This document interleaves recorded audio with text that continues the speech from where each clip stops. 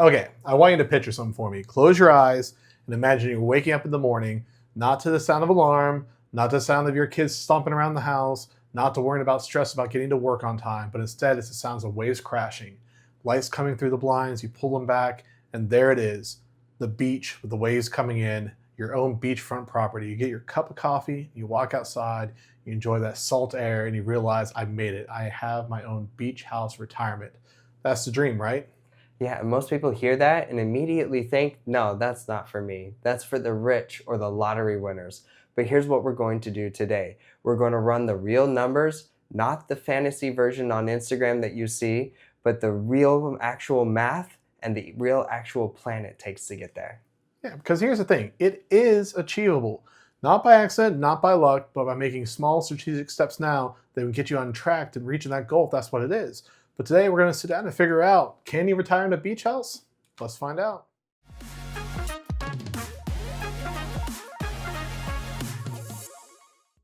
Hello again and welcome back. I'm Matt. This is Andrew. This is a Buy Your Kids a House podcast series. A podcast for parents who are trying to build generational wealth while raising kids in one of the most expensive times in history. We break down real financial decisions so families can spend smarter, invest better, and hopefully set up their kids for a stronger future. Yeah, and so today's episode is a Friday episode, which we usually follow the 50-30-20 budget style. So Fridays are our 20 budget, which is talking about your investments and planning for the future.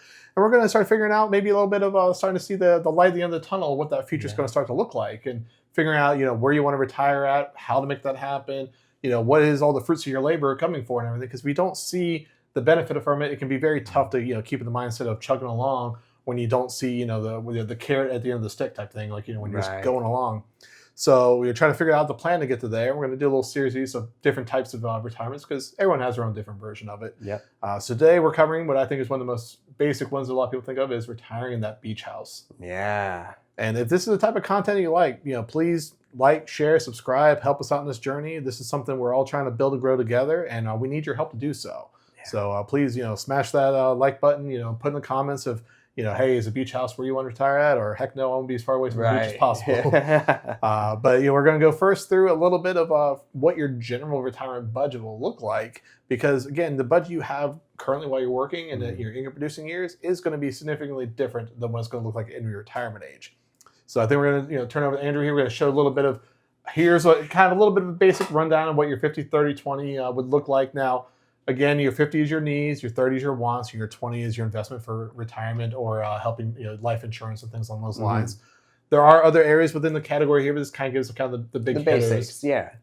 So first off, when you're in retirement, well, we don't have to put away 20% of our income anymore for retirement because we've already made it. Exactly. So we don't need that whole portion of your any budget longer. So again, now you're Congratulations. Exactly. So now you're already at 80% of what your income level was at. Going to get even less. So we're going to look under your wants. Well, probably when you hit retirement, the kids are probably grown up and moved out of the house at this point. I mean, fingers crossed. Yeah. I know we have a few that are a little late bloomers, but for the most part, we don't need that at all. That part of your budget should be mostly gone. Now, don't get me wrong. I understand, especially, college age kids and, even those in their 30s might still, call, pay mom and dad. I need a little help here, whatever. And I'm not saying leave them hang out to dry, but what I'm getting at is you're not having to go through a lot of the sport. We just covered travel ball, the other day. Again, those expenses are probably gone at this point. You've already got them into college and started off that way. So all that college savings, all that aspect is out the window. Now, I will say probably the fund budget probably will go up a little bit because you're going to have more free time in your hands. That's right. So again, you're going to have the idea of, you don't have 40 hours a week you're going to go to work for you and your spouse. If you both were working, or even if just one of you is working, either which way, you're going to have more free time. And more free time usually costs money. It usually does. Yeah. And, going to pick up some hobbies, probably some golf and things. And golf ain't cheap. So true that. So again, whatever your activities are, it's going to fill that free time. It's going to probably cost a little bit more, but I think it just generally offsets. But now we're going to look at that 50% of your budget, your needs. Now, if you've been building this generational wealth and getting the plan on track, that mortgage should be gone at this point. So we can go ahead and nix that out. Yep. So that takes off. Now, I do understand you probably still have, property taxes and also insurance and everything, but it's obviously significantly less than paying for the mortgage of the house. Yep. Now, most families probably have two cars because if both parents are working or if you have a stay-at-home parent, You have to get the kids around and everything. So a lot of times you have 2 cars because that's kind of what you need in our society at this point in time. Yeah. But in retirement, again, kids are gone. Hopefully, neither one of you are working. You could probably get away with 1 car, so you can chop one car off right there. At least one of those. So in general, if you're able to live within a decent means, you could probably live off close to half of what you're currently budgeting right now. Right. I think that's a safe round assumption of just your normal needs and wants and everything. Now, we're going to figure out how does that apply going specifically to a beach house. We're going to kind of dive into that next, but I just want to give that initial kind of gist of what your retirement budget would look like. Because a lot of times people are wondering like, oh, okay, well, if I'm making, let's just say $100,000 a year, well, I need that $100,000 to live. Now I'm going to need the money for the beach house. Well, no, we're not saying that. That $100,000 is going for all of this. Right. So again, if we're able to chop a whole bunch of that out, that's we're now down to $50,000, $60,000 of that $100,000. So again, much more reasonable number to manage and maintain in your retirement age than what it would be now. That could be a very nice, modest way to live. You can enjoy the house you've already paid off and retire and relax that way. But that's not what we're here for. We're here to talk about retiring in a beach house. We want to get those pipe dreams and everything going. So we're going to pause here and reset and come back and what it actually takes to look at a beach house in general. All right, let's take a look. Okay, so let's go ahead and start diving into what it looks like actually to get a beach house. Now, again, there are expenses along the way with maintaining a beach house in general that we have to come to grips with and everything. So in the state of Florida, at least, because we are kind of more so looking at beach house in Florida initially. Now, obviously, there's plenty of beach front property all around the entire United States or even other countries. But kind of going based off the Florida numbers, we get hurricanes, everything come through. Yep. On the coastline, they're much more impactful. So therefore, home insurance is much more higher on there. You probably have to get flood insurance on those lines, and also because they are higher premium houses on beachfront property, your property taxes are going to be higher. Right. So it's going to be big impact numbers before we can get to the price of the actual house in that area. So again, you're looking at property taxes, probably somewhere around $5,000 to $6,000 a year. Homeowners insurance, you're probably looking at about $10,000 to $15,000 a year. Flood insurance, probably about another $3,500 a year. Yeah. You're going to have some HOA fees probably because Florida loves HOA fees. I was going to say, they are crazy. Yeah, so you're probably looking at about $5,000 or so $6,000 a year on that. Now you do have maintenance and upkeep because obviously, as any homeowner knows, along the ways you're going to have to maintain the home, replacing roofs, windows, repainting. So you probably need about $10,000 to $15,000 to do that, and then you're going to have your basic utilities to go along with it. So basically, it comes out to roughly about $40,000 of just carrying costs before you even touch the price of the home. Yeah. So we have over here, you'll see like food and dining, healthcare, travel and fun, and a little bit buffer of that. So we're looking at about $110,000 just to get by with that in general before we even get to the price of the home. Yeah. So again, we're not talking about chump change along the way. Yeah, no, not at all. Now, a good thing is beachfront homes, at least in the state of Florida, they are significantly more expensive than inland homes and everything. Yes. However, they haven't grown at the rate and impact compared to the homes in our actual cities. Right. Again, beach homes here have gone from basically about $1 to $2 million on the beachfront to about $2 to $4 million, which is about 1.5 to 2 times as much as the cost that it was. Whereas the regular homes here have gone from about $200,000 to $600,000, so they've more than tripled. Yeah. So one benefit of having a home inland that you're willing to hopefully sell at this point and everything is, again, you have a lot more equity built up in that home that you can then turn around and put on a payment towards the new home. So that'll help offset, at the very least, wipes out that down payment there because, again, if you're trying to put 20% down on a $2 million home, that's $400,000. I was going to say that's a good chunk of change. That's $400,000. So again, you'll have $400,000 to $500,000 right from the sale of the home that you were in existing up to this point. So you're leaving about $1.5 million that you'd have to put a new mortgage on. Again, not saying chump change. Right. And again, you can put a mortgage on it, or you can lump sum pay at this point, because again, we're talking about basically if they'll have these expenses, you'll need about $2.75 million set aside just to cover the expenses, plus the price of the home. Mm-hmm. So now, if we're adding that $1.5 million in there, you're at about $4.25 to $4.5 million to retire a beach house. Now, again, I've said many times my retirement number is $5 million. Right. That's because this is the plan I'm looking at. I was going to say, this is the dream. Yeah, this is the goal of what we're trying to get to, because my wife and I do want to retire at a beach house. Yeah. So this is exactly the kind of realm and range that we're trying to get to in our personal plan and everything. So That's why I say my number is about $5 million, because this is the exact plan that we're trying to get to currently. Now, again, obviously, home prices and things over the next couple of years will probably go up, because I'm, God willing, still 15, 20 years away from retirement and everything. Right. But with that, like, obviously, also the home equity we have is going to build up at the same time and everything. Yeah. So again, $5 million is the number that I'm at to hit this goal in this plan right here. So. All right. I mean, that's such a good goal to have, and Yeah. like start working toward that. And just starting it early, like you've done, and we've talked about that many times, is just having the early initiative to taking these steps is going to be huge by the time you end up there. Yeah. So, and that's where a lot of people, again, some people probably just heard me say $4.5 million and probably like, well, on the heart stopped a little bit, skipped a beat. But again, if you're looking at, so let's just take the 40 grand out and just assume that you're just living the safer retirement route. I mean, you could probably get by for about $2 million and live a nice, comfortable retirement life and everything. Yeah. But again, if you have a higher goal that you want to have a different type of retirement, again, beach house is definitely a nice, easier type of retirement.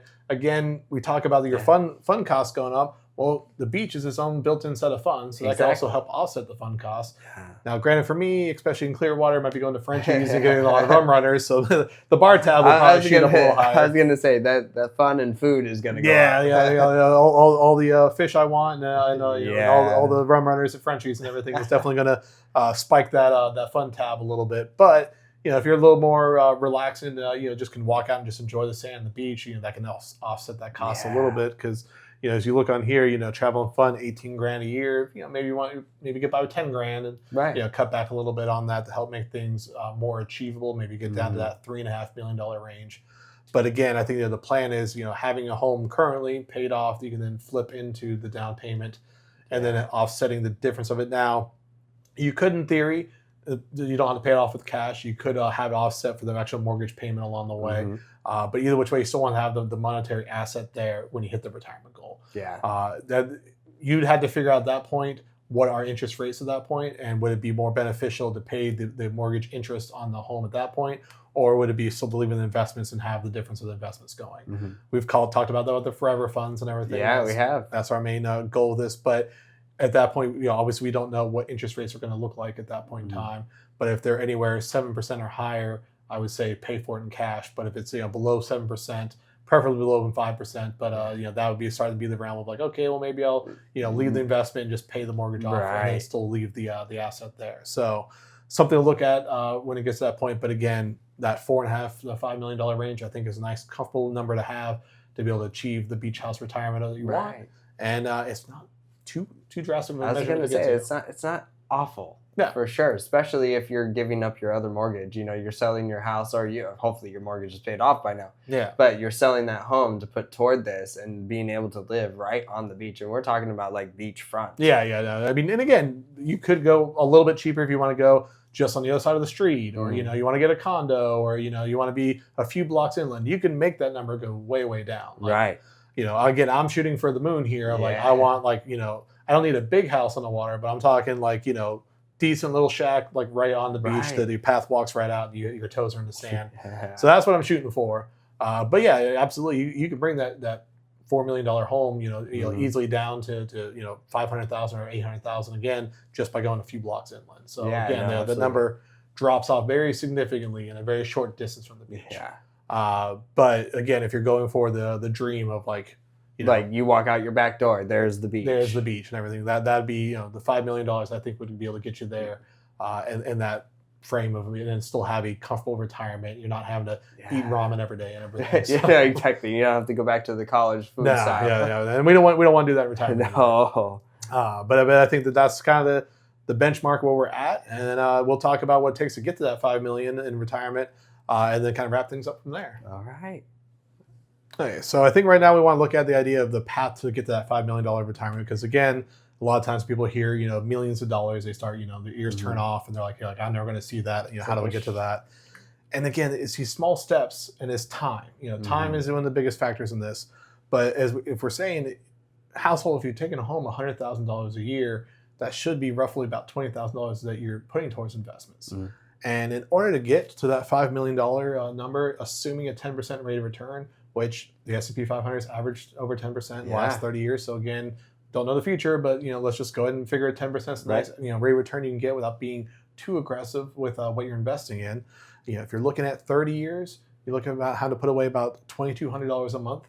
Now, again, $2,200 a month may sound like a lot, but as I just said, you're $20,000. We're already just a little bit above that area over 30 years. That's both people working, maxing out their Roth IRAs. That's about $1,000-ish a month right there. And you're talking about another $1,000 into a 401k, preferably with a company match, something along those lines also help you boost along the way.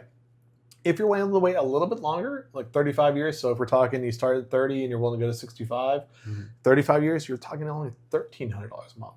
Oh. So now we're below what you should be putting away at your 20% of if you're making roughly $100,000, which, that's the average family's income, between 80 and 120,000. We're in that range, Right. $100,000 area. So we're talking $1,500 to put away. We're at $1,300. We're below that. And if you start earlier, if you're 25 starting that, you'll still retire at 60. So either whichever way you want to cut it of that 35 years. And the number keeps going down. Yeah. So, and again, if you want to do 40 years, you're probably going to be well under $1,000 a month. So again, getting to $5 million isn't such a crazy pipe dream of like it is impossible. It's making those steps now and willing to say, like, I'm not willing to wait another month. I'm not willing to, I need to break out the paycheck to paycheck cycle. I need to put the money away so that it has time to build. Because when you wait, even just those 5 years, you saw the number jump from $1,300 to $2,200. Right. That's the numbers that you have to play to catch up. And that's a lot more to get to that point than what it would be if you just want to stay disciplined and committed along the way. Right. No, and that's huge. That gap in the percentage is massive. And that's why we constantly say, if you can, start earlier. Yeah. But just start. Like always just start. I know these numbers increase the later in life that you start them at, but it's still not unattainable, especially if you have a 2-household income. Yeah. No, again, if you have a 2-household income and again, you make that plan now, and some of that plan currently is to help eliminate debt, attacking some of that. I understand that. Use some of that money towards that because high interest debt is a killer. Yeah. But start putting something away and start realizing that you got to pay yourself first and get out of that paycheck to paycheck cycle so that you can actually achieve these dreams. And you're not just working until the very, very end. Right. I know that's something that is very difficult for a lot of, especially millennials and below, to hear because. Right now it's very daunting to even look at like how I'm going to get a house currently. How the heck am I going to get a beach house? And we're going to go through these process of what it takes. We start going through city by city of trying to find where homes are affordable and process we can do to try to help make that more of a attainable thing. Right. But this is at least a plan to get you to that beach house retirement. And I think it's something that's very achievable for at least, if you start now and plan the next 30, 35 years from now. Oh, yeah, no, exactly. And all you have to do is close your eyes and envision it. You're there on the beach, like we painted the picture earlier. And then that's motivation. Use that, continue it, and just start going and keep going. Yeah. So again, this is something I feel that we can do, and we're going to check out other places along the way, see if other types of retirements are within the achievable area, and I think this is an achievable one. Yeah. Again, not too drastic of a way to get there, so you can see the benefits of doing it. And again, if this is something you've liked, again, we've said it before, but we'll say it again. Help us out, like, share, subscribe. We are here to try to grow this for us all together to figure this out to get to building that generational wealth. Because again, we all want to retire. And then that process of buying your beach house now is your dream house. Exactly. Because again, we're here, we're trying to make the plans now and everything so you can be able to buy your kids a house. By making smarter decisions today. And you got to invest that boring way. So your kids can live the bold way. Let's keep building.